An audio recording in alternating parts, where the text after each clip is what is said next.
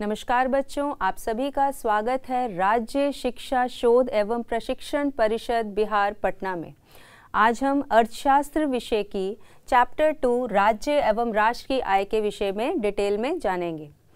तो बच्चों, हम पूर्व में कक्षा 9th में जब आपने उत्पादन और उत्पादन के साधनों के विषय में पढ़ा था, तो हमने देखा था कि जब उत्पादन हम करते हैं तो उसमें विभिन्न प्रकार के उत्पादन के संसाधन भाग लेते हैं, जैसे भूमि, श्रम, पूंजी, संगठन, साहस, और इन सभी को किसी न किसी रूप में आय मिलती है और उनको प्राप्त होने वाली आय को हम विभिन्न नामों से पुकारते हैं। जैसे भूमि को मिलती है लगान यानी कि रेंट, श्रम के बदले में मजदूरी दी जाती है, पूंजी के बदले में ब्याज या इंटरेस्ट दिया जाता है, ऑर्गेनाइजेशन में जितने व्यक्ति काम करते हैं उन्हें वेतन मिलता है, और जो उद्यमी होता है उसे लाभ अथवा हानि होती है। तो इस तरीके से विभिन्न समाज में जो विभिन्न लोग हैं वो विभिन्न तरह के जो भी कार्य करते हैं, चाहे वह श्रम चाहे वो मानसिक श्रम हो या फिर शारीरिक श्रम हो, उसके बदले में मिलने वाली आय, जो वो संपत्ति अर्जित करते हैं, उसे हम आय कहते हैं और इस आय को हम अलग अलग नाम से बुलाते हैं। ठीक है, तो आज हम इस चैप्टर में विशेष रूप से आय क्या है, इसकी परिभाषा के बारे में जानेंगे। ठीक है, और इसकी गणना कैसे की जाती है, इसकी चर्चा हम करेंगे। तो सबसे पहले हम बात करते हैं कि आय होती क्या है। समाज का हर व्यक्ति अपने परिश्रम के द्वारा जो भी अर्जित करता है तो वह अर्जित संपत्ति उसकी आय मानी जाती है। अर्जित संपत्ति की मौद्रिक अभिव्यक्ति आय में होती है। किसी भी अर्थव्यवस्था के लिए उसके नागरिकों की व्यक्तिगत अथवा सामाजिक आय ही संपन्नता अथवा विपन्नता का प्रतीक होती है। आय वह मापदंड है जिसके द्वारा देश के आर्थिक विकास की स्थिति का भी आंकलन किया जाता है। देश या राज्य को आय के आधार पर ही विकसित अथवा विकासशील श्रेणी में रखा जाता है। अगर हम कुछ विकसित राष्ट्रों के उदाहरण की बात करें तो वह हैं जैसे संयुक्त राज्य America, England, Japan, France, China, Russia इत्यादि। और विकासशील देशों की अगर बात करें तो हम बात करते हैं भारत की, पाकिस्तान, श्रीलंका, बांग्लादेश, अफगानिस्तान इत्यादि। तो प्रसिद्ध अर्थशास्त्री रेगनर नक्स ने गरीबी के कुचक्र की धारणा को बतलाया। उन्होंने कहा कि जो गरीबी होती है वो गरीबी को जन्म देती है। गरीबी के कारण व्यक्तियों की आय कम होती है, अशिक्षा रहती है, समाज में अज्ञानता होती है, जिस कारण से जनसंख्या बहुत तेजी से बढ़ने लगती है। जब जनसंख्या बढ़ती है तो उसका परिणाम स्वरूप क्या होता है कि आवश्यकताओं की पूर्ति कर पाना बहुत मुश्किल हो जाता है। तो ऐसे में वह देश जो है वो और अधिक गरीब होता है। तो इस चीज़ को हम एक चित्र के माध्यम से समझेंगे। तो बच्चों, हम वो चित्र को बनाते हैं। तो ये जो चित्र अभी आपके स्क्रीन पर है उसको हम थोड़ा एक्सप्लेन करेंगे। यदि किसी देश की आय कम है यानी कि निम्न आय है, यदि निम्न आय, यदि देश में आय कम होती है तो उसके परिणाम स्वरूप बचत भी कम होती है, यानी कि निम्न बचत। बचत यदि कम होगी तो उसके परिणाम स्वरूप पूंजी निर्माण की जो दर होती है देश में वह भी कम हो जाती है। पूंजी निम्न पूंजी निर्माण की दर, यदि पूंजी निर्माण की दर कम होगी तो उस देश में निवेश कम होगा या इन्वेस्टमेंट कम होगा। ठीक है, और जब इन्वेस्टमेंट कम होगा तो नेचुरली उसका इफेक्ट प्रोडक्शन पर होगा और उत्पादन हमारा कम हो जाएगा, यानी कि उत्पादन कम हो गया, निम्न उत्पादन। यदि उत्पादन कम होगा तो इसका परिणाम स्वरूप क्या होगा, आय और अधिक कम हो जाएगी। तो फिर आय और कम हो गई, आय और कम हुई तो फिर बचत और कम हुई, क्योंकि आय का हम अपनी आय को, यदि हम बात करें आय को अगर हम y से डिनोट करें तो हम अपनी आय को किन दो रूपों में व्यय करते हैं, C प्लस I। यहाँ C का तात्पर्य है उपभोग व्यय, उपभोग व्यय, और I का तात्पर्य है निवेश व्यय। निवेश व्यय का मतलब हम अपनी आय को 2 भागों में ही खर्च करते हैं, या तो उपभोग पे खर्च करते हैं या फिर उसका कुछ भाग हम बचत के रूप में रखते हैं, और वही बचत वापस हमारी कहाँ चली जाती है, निवेश, इन्वेस्टमेंट में। ठीक है, तो इनकम हमारी 2 रूप में खर्च की जाती है, उपभोग व्यय के रूप में और निवेश व्यय के रूप में। तो यदि आय कम होगी तो उसके परिणाम स्वरूप हमारी बचतें भी कम हो जाएंगी, क्योंकि हमें कंजम्पशन पे ज़्यादा भाग खर्च करना पड़ेगा अपनी इनकम का। उसके परिणाम स्वरूप हमारी सेविंग कम होगी। सेविंग कम होने से हमारे देश में कैपिटल फॉर्मेशन या पूंजी निर्माण की जो रेट है वो पहले से और कम हो जाएगी, जिसके परिणाम स्वरूप क्या होगा, प्रोडक्शन कम होगा। जब उत्पादन कम हो गया तो इनकम और कम होगी। तो इस तरीके से हमने देखा कि जो गरीब देश होते हैं वो हमेशा गरीब ही बने रहते हैं। ठीक है, ये चक्र उस अर्थव्यवस्था में निरंतर चलता रहता है। तो यदि बच्चों इस चक्र को तोड़ना है या इस चक्र को ब्रेक करना है तो क्या ज़रूरत है कि निवेश को बढ़ाया जाए, इन्वेस्टमेंट को बढ़ाया जाए। तो यदि कोई देश पहले से निर्धन है ना, उस देश में, क्योंकि अभी वर्तमान में तो हम कहीं भी किसी भी देश की बात करें तो देखते हैं कि ना तो प्योर पूंजीवादी अर्थव्यवस्था है, ना ही प्योर समाजवादी अर्थव्यवस्था है, बल्कि मिश्रित अर्थव्यवस्था पाई जाती है। भारत में भी मिश्रित अर्थव्यवस्था है। तो मिश्रित अर्थव्यवस्था में क्या है, निजी क्षेत्र और सार्वजनिक क्षेत्र दोनों मिलकर परस्पर काम करते हैं। ठीक है, तो निजी क्षेत्र जो है वो लाभ की प्रेरणा से काम करता है। उसको लगता है कि अगर मुझे लाभ मिलेगा तभी मैं इन्वेस्टमेंट करूँगा। तो अगर वो निजी व्यक्ति ये देख रहे हैं कि आय कम है, बचत कम है, पूंजी निर्माण की दर कम है, डिमांड कम है, नेचुरली अगर आय कम होगी तो उसका प्रभाव मांग पर भी पड़ेगा, है ना। हम लोगों की जो उपभोग की व्यय जो है वो भी कम होने लगता है। तो डिमांड अगर कम होगी तो प्रोड्यूसर्स उससे डीमोटिवेटेड होते हैं।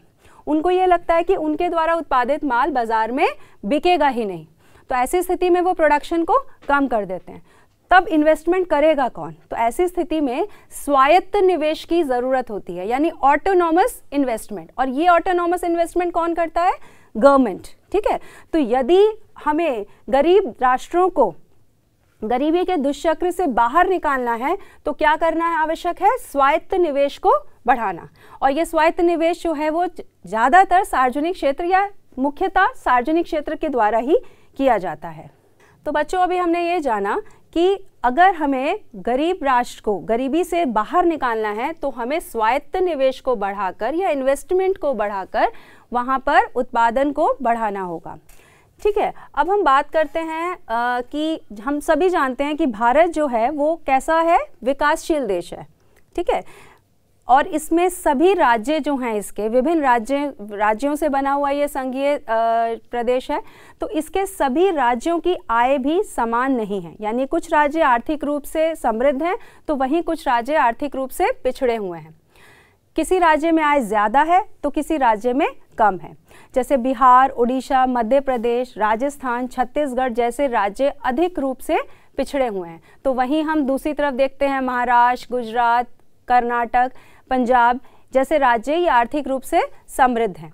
यदि किसी देश या राज्य का विकास करना है तो ये ज़रूरी है कि वहाँ पर निवेश को बढ़ाया जाए, जिसके फलस्वरूप उत्पादन बढ़ेगा और अंत में आय में वृद्धि होगी। ये सब जानने के बाद हम चर्चा करते हैं राष्ट्रीय आय की, कि राष्ट्रीय आय क्या होता है। राष्ट्रीय आय का मतलब किसी देश में एक वर्ष में उत्पादित वस्तुओं एवं सेवाओं के कुल मूल्य से लगाया जाता है। इसमें विदेशों से प्राप्त आय को भी शामिल किया जाता है। राष्ट्रीय आय को डिटेल में जानने से पहले कुछ विभिन्न अर्थशास्त्रियों के शब्दों में राष्ट्रीय आय को उन्होंने जिस रूप में परिभाषित किया है उसको हम थोड़ा सा बात करेंगे। आप आपके स्क्रीन पे देख रहे हैं। जैसे प्रोफेसर अल्फ्रेड मार्शल के अनुसार किसी देश की श्रम एवं पूंजी का उसके प्राकृतिक साधनों पर प्रयोग करने से प्रतिवर्ष भौतिक तथा अभौतिक वस्तुओं पर विभिन्न प्रकार की सेवाओं का जो शुद्ध समूह उत्पन्न होता है उसे राष्ट्रीय आय कहा जाता है या राष्ट्रीय आय कहते हैं। यहाँ प्रोफेसर मार्शल की परिभाषा से हमें ये स्पष्ट होता है कि राष्ट्रीय आय के अंतर्गत हम उन सभी वस्तुओं और सेवाओं को लेते हैं जिनका उत्पादन प्रायः एक साल के अंतर्गत श्रम एवं पूंजी प्राकृतिक साधनों के सहयोग से करते हैं। वहीं दूसरी ओर प्रोफेसर पीगू की परिभाषा को अगर हम देखें तो उन्होंने कहा है कि राष्ट्रीय लाभांश किसी समाज की वस्तुनिष्ठ अथवा भौतिक आय का वह भाग है जिसमें विदेशों से प्राप्त आय को भी सम्मिलित करते हैं और जिसे मुद्रा के रूप में मापा जा सकता है या मौद्रिक रूप में जिसकी माप हो सकती है। तो इस प्रकार आपने देखा कि प्रोफेसर पीगू ने राष्ट्रीय आय में एक देश की सीमा के अंतर्गत उत्पादित सभी वस्तुओं और सेवाओं के मौद्रिक मूल्य के अलावा विदेशों से प्राप्त आय को भी शामिल किया है। तो ये सब देखने के बाद एक सारांश रूप से अगर हम कहें तो राष्ट्रीय आय से संबंधित कुछ प्रमुख धारणाएं हम लोग के सामने आती हैं या कुछ आर्थिक समुच्चयों के बारे में हमको और जानना ज़रूरी है। ये प्रमुख आर्थिक समुच्चय क्या हैं, इसके बारे में अब हम डिटेल में चर्चा करेंगे। तो जैसा कि अभी हमने कहा कि राष्ट्रीय आय की धारणा को अगर हमें विस्तार पूर्वक समझना है तो हमें कुछ अन्य धारणाओं को भी जानना होगा। तो वो अन्य धारणाएं क्या हैं? जैसे पहला है सकल घरेलू उत्पाद, दूसरा है सकल राष्ट्रीय उत्पाद, तीसरा है शुद्ध राष्ट्रीय उत्पाद। अभी इन तीनों धारणाओं को हम डिटेल में देखेंगे। तो सबसे पहले हम चर्चा करेंगे सकल घरेलू उत्पाद की। सकल घरेलू उत्पाद या इसे हम बोल सकते हैं ग्रॉस डोमेस्टिक प्रोडक्ट, ये क्या होता है? किसी भी देश की सीमा के अंतर्गत, जैसे भारत की सीमा के अंतर्गत एक वर्ष की अवधि में जितनी भी वस्तुओं और सेवाओं का उत्पादन अगर होता है तो उसके मौद्रिक मूल्य को अगर हम लेते हैं तो वो आपका सकल घरेलू उत्पाद होता है। मान लीजिए एक देश में कुल उत्पादन होता है, उसको हम मान लेते हैं Q मान लेते हैं, ठीक है, और वस्तुओं और सेवाओं का उत्पादन कुल हो गया Q और कीमत उससे मल्टीप्लाई करेंगे तो हमारा क्या निकल के आ जाएगा? GDP, यानी कि ग्रॉस डोमेस्टिक प्रोडक्ट या फिर सकल घरेलू उत्पाद। अब बच्चों, जैसा कि आप सभी जानते हैं कि जो कीमत होती है उसमें क्या शामिल होते हैं? टैक्सेस, है ना, सभी प्रकार के कर उसमें शामिल होते हैं, ठीक है। अगर हम करों को भी ऐड करते हैं तो हमें हमारी राष्ट्रीय आय बहुत ज़्यादा बढ़ी हुई प्रतीत होती है। तो हमें करना क्या है कि शुद्ध अप्रत्यक्ष करों की वैल्यू को माइनस कर देना है, ठीक है, शुद्ध अप्रत्यक्ष कर। अब ये शुद्ध अप्रत्यक्ष कर जिसको हम नेट इनडायरेक्ट टैक्स कहते हैं, ठीक है। इसका मतलब क्या हुआ? नेट इनडायरेक्ट टैक्स का तात्पर्य क्या है? इसका अभिप्राय है कि हम सब्सिडीज की वैल्यू को प्लस करेंगे, सब्सिडीज की वैल्यूज को प्लस करेंगे और माइनस करेंगे इनडायरेक्ट टैक्सेस की वैल्यू को। सब्सिडीज क्या होती हैं? जब उत्पादन होता है तो उस उत्पादन के क्रम में सरकार उत्पादकों को बहुत सारे अनुदान देती है, ठीक है, तो उसे सब्सिडीज कहा जाता है। तो इस सब्सिडीज़ की वैल्यू को हम नेट इनडायरेक्ट टैक्स की जब हम गणना करते हैं तो हम इसको इसमें शामिल करते हैं और अप्रत्यक्ष करों को, जो वस्तुओं या सेवाओं का उत्पादन होने के बाद सरकार उनके ऊपर टैक्स लगाती है, तो उस वैल्यू को हम माइनस कर देते हैं। तो इस टर्म को हम क्या कहते हैं? नेट इनडायरेक्ट टैक्सेस या फिर शुद्ध अप्रत्यक्ष कर। अब हम बात कर रहे थे कि सकल घरेलू उत्पाद क्या होता है। सकल घरेलू उत्पाद का मतलब है कि एक देश की सीमा के अंतर्गत जितनी भी वस्तुओं और सेवाओं का उत्पादन हुआ उसको हमने उनकी कीमत से गुणा किया तो हमारा सकल घरेलू उत्पाद निकल के आया, ठीक है। अब इसी सकल घरेलू उत्पाद में से यदि हम नेट इनडायरेक्ट टैक्सेस की वैल्यू को माइनस कर देते हैं, यानी कि जब हमने बात की थी देश में उत्पादित कुल वस्तुओं और सेवाओं का मूल्य को यदि हम उसकी कीमत से गुणा करते हैं तो जीडीपी आता है, और यदि जीडीपी में से हम एनआईटी यानी कि नेट इनडायरेक्ट टैक्सेस को माइनस करते हैं, ठीक है, तो वो क्या बन जाता है आपका? Gross domestic product at factor cost.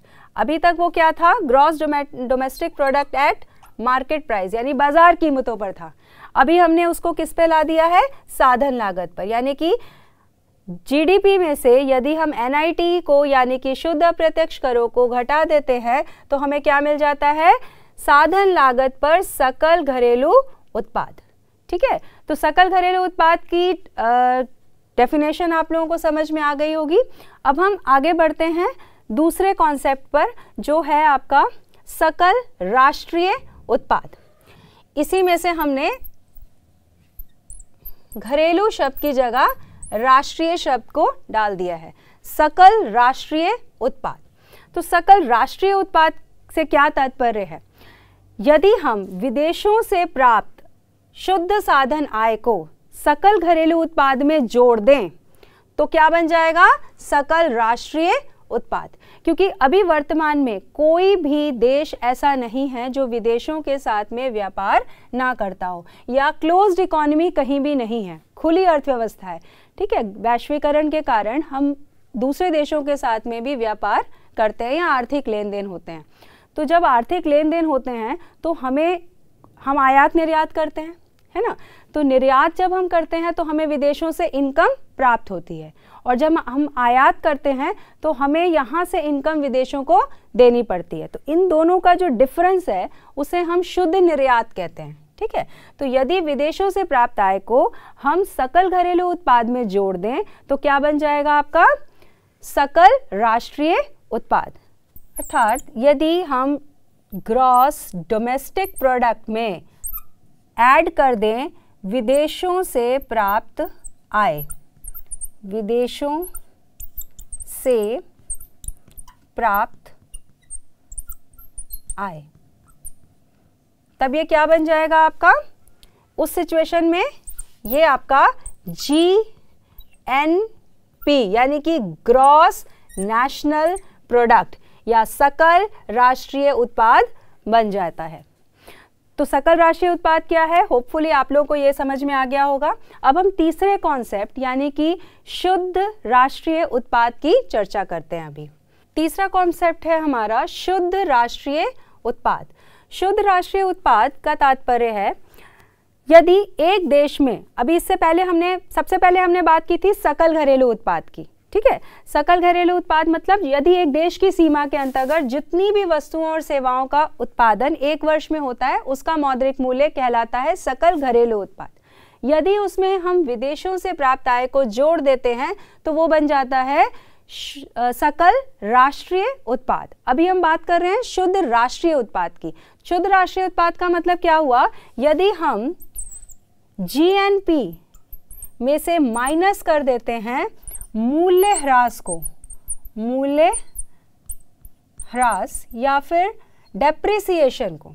ठीक है, जब हम सकल राष्ट्रीय उत्पाद में से मूल्य ह्रास की वैल्यू को माइनस कर देते हैं तो हमें क्या मिल जाएगा? नेट नेशनल प्रोडक्ट यानी कि शुद्ध राष्ट्रीय उत्पाद।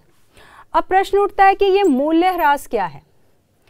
तो बच्चों, उत्पादन के क्रम में हम बहुत सारे इक्विपमेंट्स, मशीनरी, उपकरणों का इस्तेमाल करते हैं। तो जब इनका प्रोडक्शन के दौरान इस्तेमाल होता है तो इसके लगातार इस्तेमाल होने से इसमें कुछ टूट फूट होती है, घिसावट होती है, मरम्मत करानी पड़ती है। उस पे होने वाले व्यय को हम मूल्य ह्रास की श्रेणी में रखते हैं। तो जब हम मूल्य ह्रास पे जो भी हमारा व्यय हो रहा है उस वैल्यू को यदि हम सकल राष्ट्रीय उत्पाद में से घटा देंगे तो हमें क्या प्राप्त होगा? शुद्ध राष्ट्रीय उत्पाद या फिर नेट नेशनल प्रोडक्ट।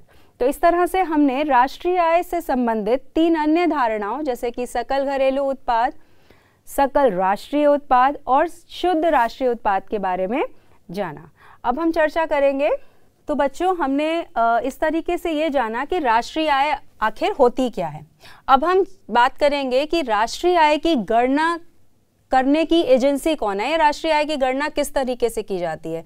राष्ट्रीय आय की गणना के विभिन्न तरीके हैं, विभिन्न विधियां हैं जिनके बारे में हम बाद में चर्चा करेंगे। लेकिन उससे पहले हम एक शॉर्ट नोट के बारे पे चर्चा करेंगे कि राष्ट्रीय आय की गणना भारत में कब शुरू हुई, अभी कौन सी एजेंसी करती है। राष्ट्रीय आय की गणना हेतु केंद्रीय सांख्यिकी संगठन का गठन हुआ। वर्तमान में राष्ट्रीय प्रतिदर्श सर्वेक्षण संगठन एवं केंद्रीय सांख्यिकी संगठन का विलय कर दिया गया है। अब यह राष्ट्रीय सांख्यिकी कार्यालय या NSO के नाम से जाना जाता है। भारत में सबसे पहले दादा भाई नौरोजी ने राष्ट्रीय आय का अनुमान लगाया था। उन्होंने अपनी प्रसिद्ध पुस्तक poverty and un British rule in India में प्रति व्यक्ति वार्षिक आय 20 रुपये बताई थी। तब से अनेक विद्वानों ने व्यक्तिगत रूप से भारत की राष्ट्रीय आय एवं प्रति व्यक्ति आय का अनुमान लगाया। 1949 में प्रोफेसर पीसी महालनोबिस की अध्यक्षता में एक राष्ट्रीय आय समिति का भी गठन किया गया। इस समिति ने अप्रैल 1951 में अपनी पहली रिपोर्ट पेश की। इसमें सन 1948-49 के लिए देश की कुल राष्ट्रीय आय 8,650 करोड़ रुपए तथा प्रति व्यक्ति आय 246.9 रुपये बताई गई। सन 1994 के बाद CSO यानी कि सेंट्रल स्टैटिस्टिकल ऑर्गेनाइजेशन द्वारा राष्ट्रीय आय की गणना की जाने लगी, परंतु वर्तमान में सांख्यिकी और कार्यक्रम कार्यान्वयन मंत्रालय के तहत राष्ट्रीय सांख्यिकी कार्यालय राष्ट्रीय आय एवं अन्य संबंधित व्यापक आर्थिक समुच्चय को मापने के लिए जिम्मेदार है या जवाबदेह है। तो बच्चों, अब तक हमने जाना कि आय क्या होती है, राष्ट्रीय आय क्या होती है, राष्ट्रीय आय और उससे रिलेटेड एग्रीगेट्स यानी कि सकल घरेलू उत्पाद, सकल राष्ट्रीय उत्पाद, शुद्ध राष्ट्रीय उत्पाद, इन सब के बारे में जाना। प्लस हमने ये जाना कि भारत में राष्ट्रीय आय की गणना किस एजेंसी के माध्यम से की जाती है। अब हम अगली क्लास में चर्चा करेंगे कि राष्ट्रीय आय की गणना किस तरीके से की जाती है या वो कौन कौन से विभिन्न मेथड्स हैं जिनका इस्तेमाल करके हम राष्ट्रीय आय की गणना करते हैं। तब तक के लिए धन्यवाद, बाय।